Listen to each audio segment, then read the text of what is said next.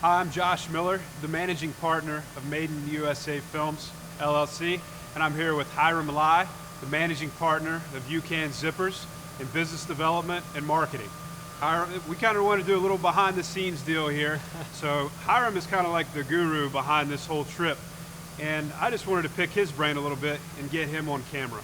So the one thing, as a country boy coming in from West Virginia, I want to know what your perception is of me and what I've been doing for Made in LA and Made in America. Perception of what you're doing. Yeah. I mean, it's great. I think it's great to have you come out here to see that there's manufacturing happening more in Los Angeles. I mean, you know, we talked about it before. Articles that manufacturing's coming back to the U.S. So it's good that there's a voice, a superhero, Josh Miller, that's really leading the charge. And we need more people like that. We need more people that are expressing their passion for American-made goods so that people know that things are still made here. Yeah, definitely. What's, I fell over. Are we still good? Yeah, keep going. All right. What's one of your favorite things about being in Los Angeles? Because you gotta understand, where I come from, we have the interstate highway to us is just like 2 lanes of road. I mean, I jump here on the LA freeway and I've got 8 lanes. I'm like going crazy. I mean, what's the experience like in LA? I mean, I guess maybe you don't know anything different, but what is it like being here? It's sometimes high pressure. I mean, I grew up here in LA, so went to school down the street at USC, but I love it here. You know, the weather's the best thing about LA. Definitely. It's the weather, but you get used to it. You get used to traffic. You figure out side streets. But the beach, you got to know too. Not in one day you can go to the beach and then you can go to the mountains in the wintertime. So I love it. Do you think you could survive in West Virginia with the snow? No, I'm terrible at cold. Have you ever seen snow? I have. I've shoveled snow for the first time when I got married. It was awful. Really? It was terrible. I didn't know what this was. Like, what is this stuff I'm pushing? But it was good. It was good. You know, you and your brother, I mean, obviously you have built something spectacular here. What does it feel like to be a part of the community and build something like this that employs people, you know, brings them to work every day, and you're contributing to this economy?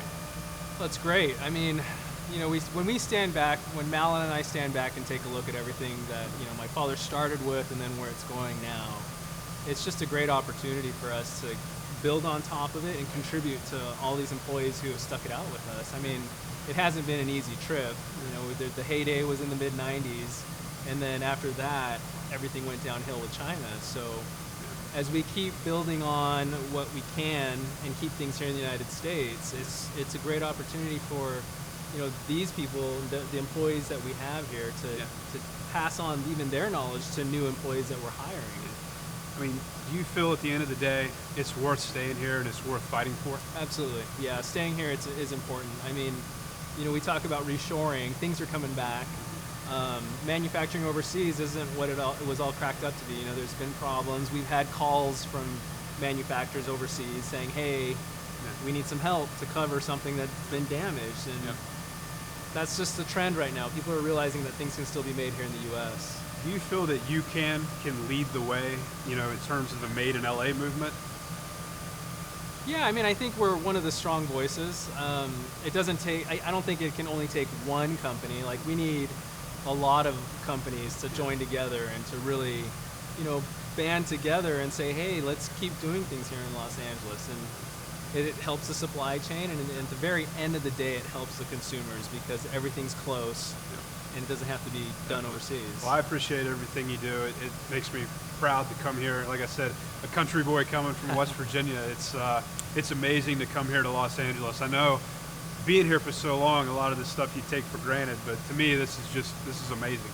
And I thank you for having me. You know, I'm proud to be here, and I'm going to support you guys however I can. Now to turn the tables real quick, we don't have a lot of time. I'm going to let Hiram ask me a few questions to kind of see, you know, I'm going to put him on the spot, see if he's got anything he wants to know about me. All right, let's talk. So coming out to LA, what are your initial thoughts of manufacturing in LA, just in what you've seen? It's, you know, where I come from, the reason this whole movement started for me was that I watched 600 people lose sustainable jobs. I'm talking $60,000 a year jobs. And my town just flip-flopped. I mean, for sale signs everywhere. I mean, we have a few industry bases left, but there really is kind of a somber tone and behind what I'm doing, because I've seen the results of those jobs leaving our shores and them just evaporating. It's devastating. So when I come here to LA and I see this, and I see all these entrepreneurs, designers, they're passionate, they want to change things. We don't have a lot of that. And I'm not being critical of my state, but we have to get more entrepreneurial. I don't know the word to say right there. We have to be more favorable to entrepreneurs. We have to give them all the tools that they can get to help make them successful. I think that that's happening here, and I think that the rest of the country needs to take that blueprint and use it. Mm-hmm. And I think that you guys are the forefront of this Made in LA movement. That's why I asked you that. What's your highlight of this trip since you've been here? What's been the thing that sticks out in your mind the most? My wife will kill me. I love my daughter. We got an 8-month-old baby girl, but I'll be honest, one of the highlights for me is actually getting a full night's sleep. But in all honesty, being out here and just being a part of this is magnificent to me. And meeting new people every day and networking. I mean, I got to meet your production crew, your friends, your family. That's something that I don't take lightly. I love building those relationships and networks, because at the end of the day, we need those relationships and those networks to keep our country strong. And I'm going to keep doing that. I'm going to keep fighting for you guys, and I'm going to keep fighting for our country. Yeah. So what's next for you? You're done here, what's next? Well, I'm working on a couple reality series shows, which I'm not going to say much about. But honestly, I would like to come back here and focus on entrepreneurs here in LA. I hope that maybe we can do that here at some point. But I've also got a feature film going on in Kentucky called Blind Spot. And we're really pumped about that. I think it's going to be successful. And that's what I do. I just keep going. I go from one failure to the other. I have some successes there as well. But I think as an entrepreneur, you got to take those lumps and you got to keep going. But this right here, to me, this is a success. And I got to meet some great people. Awesome. Well, thanks for coming out. Good luck to you, man. All right, thank you.